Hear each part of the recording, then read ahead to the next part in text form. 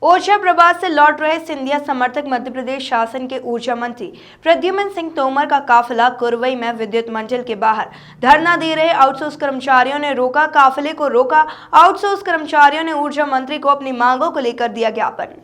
बता दें कि ऊर्जा मंत्री ने अपने काफिले को रोककर वहां आउटसोर्स कर्मचारियों की पूरी समस्याओं को लिखकर अवगत कराया। जहां ऊर्जा मंत्री तोमर ने कर्मचारियों से चर्चा करते हुए बोले कि प्रदेश के मुख्यमंत्री शिवराज सिंह चौहान के नेतृत्व में हम जल्दी समस्या को सुलझा लेंगे। उन्होंने कहा कि आउटसोर्स कर्मचारी हमारे परिवार के सदस्य हैं। जो मांगे मानने लायक होंगी उन्हें माना जाएगा और जो मांगे मानने लायक नहीं होंगी उन्हें नहीं माना जाएगा। इसको लेकर जल्दी बैठक कर मांगों को लेकर समाधान करने का प्रयास किया जाएगा। उन्होंने बिजली कर्मचारियों से अपील की है कि अभी उपभोक्ता की सुविधाओं के लिए काम पर लौटकर आएं और लोगों को असुविधा से बचाने। और उन्होंने यह भी कहा कि बिजली आउटसोर्स कर्मचारी हमारा परिवार है, जिसमें रात को 2 बजे जहां बिजली की समस्या होती है वहां सुधार कार्य करने पहुंचते हैं।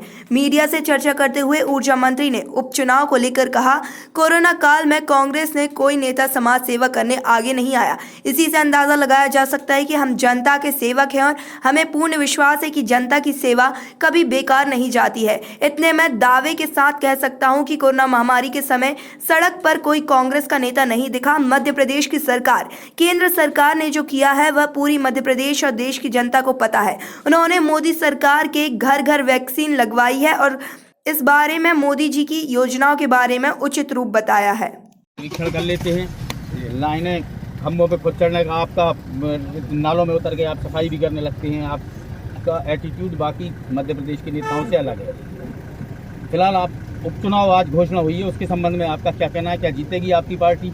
देखिए, उपचुनाव के बारे में हम सिर्फ इतना कहना चाहते हैं कि हम जनता के सेवक हैं। सेवा करना हमारा काम है और हमें विश्वास है सेवा कभी बेकार नहीं जाती है। इतना मैं दावे के साथ कहता हूँ। कांग्रेस पार्टी बेरोजगारी और महंगाई और कोरोना से हुई मृत्यु को चुनाव में लेकर मुद्दा बनाकर ले जा रही है। आप देखिए कि कोरोना के समय में, कोरोना महामारी का जो समय चला, उस समय कांग्रेस का कोई नेता सड़क पे दिखा? उस संकट के समय में कौन दिखा? मध्य प्रदेश की सरकार और देश की सरकार ने क्या किया सबको मालूम है। तो प्रदेश में फ्री इलाज दिया। जो लोग कोरोना के कारण जाने गंवा रहे थे उनके लिए फ्री में वैक्सीनेशन का काम माननीय मोदी जी ने किया है। घर घर बुला करके उनको वैक्सीनेशन का काम किया है। ये काम किया है तो काम का बदला। मंत्री जी, आज बिजली कर्मचारियों ने आपको ज्ञापन सौंपा, अपनी मांगे रखी हैं। इस संबंध में आप उनकी मांगे कहाँ तक पूरी की जाएंगी? आउटसोर्स कर्मचारियों ने मेरे पास उनकी मांगे हैं। मैं उनके साथ 1 महीने पहले बैठा था, पर व्यवस्था के कारण द्वारा नहीं बैठ पाया हूँ।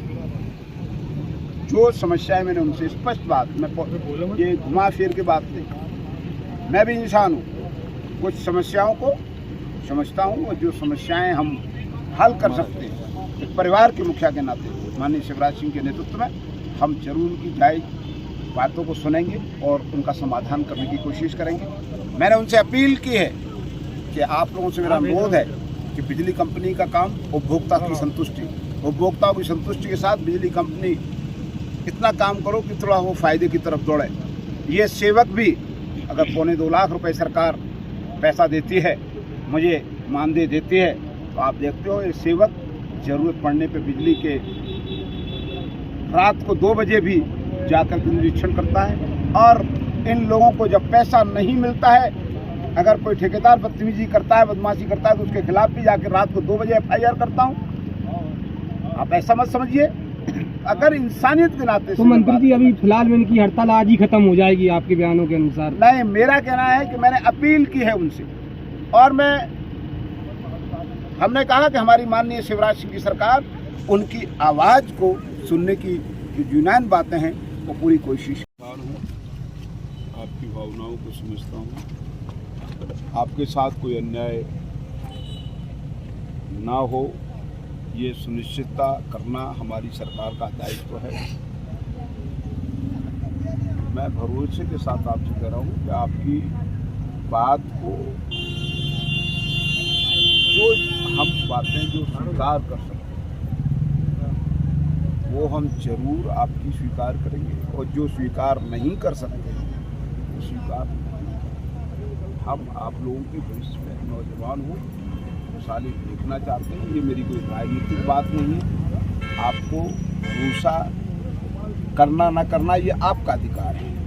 आप अभी महीने भर पहले मेरी चर्चा हुई थी, बैठक हुई थी, पर अभी कुछ कारणों से मेरी व्यस्तता के कारण फिर बैठक नहीं हो पाई है।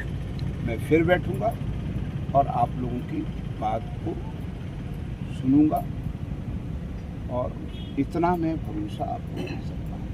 मंत्री जी एक मिनट, मंत्री जी मैं ये पूछना चाह रहा था, अभी प्रदेश में जो चर्चा चल रही मुख्यमंत्री का चेहरा बदलने की, इसमें ये सिर्फ अटकल है या इसमें कुछ सत्यता भी है? कांग्रेस के पास कुछ काम है क्या? बताओ, कुछ तो कहेंगे ना, दिन भर में कुछ कहना है ना, मीडिया को कुछ बताना है ना।